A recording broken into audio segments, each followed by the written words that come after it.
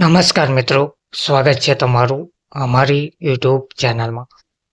મિત્રો, આંગણવાડી ભરતી માટે આંગણવાડીના ફોર્મના અરજદારો અટવાયા છે.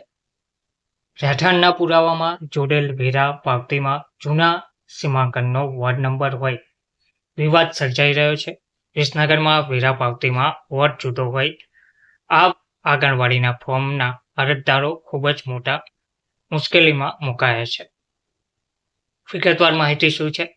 તો આંગણવાડીમાં કાર્યકર સહિતની ભરતીની જાહેરાતના ફોર્મ ભરવા માટે રહેઠાણનો પુરાવાનો દાખલો કઢાવવા ગયેલ અરજદારોને વેરા પાવતીમાં જૂના સીમાંકનનો વોર્ડ નંબર હોવાથી તેમના ફોર્મ સ્વીકારવામાં ન આવતા વિવાદ સર્જાઈ રહ્યો છે.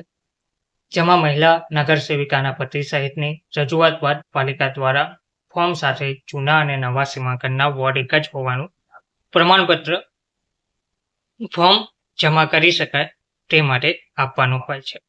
તો રાજ્ય સરકાર દ્વારા આંગણવાડીમાં કાર્યકર તેડાગર સહિતની ભરતીની જાહેરાત પ્રસિદ્ધ કરવામાં આવી છે, જેના ફોર્મ ઓનલાઈન ભરવામાં આવે છે. જે ફોર્મ ભરવા માટે ઉપયોગમાં લેવાતા ડોક્યુમેન્ટમાં અભ્યાસ, રહેઠાણનો પુરાવો સહિત એક અટેચ કરવાના હોય છે.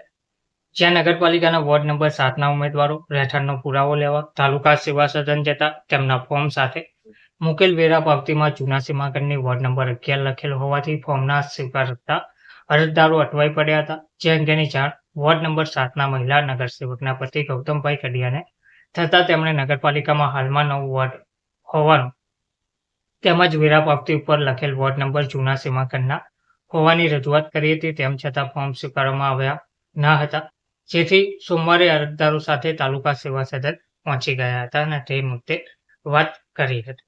ધન્યવાદ.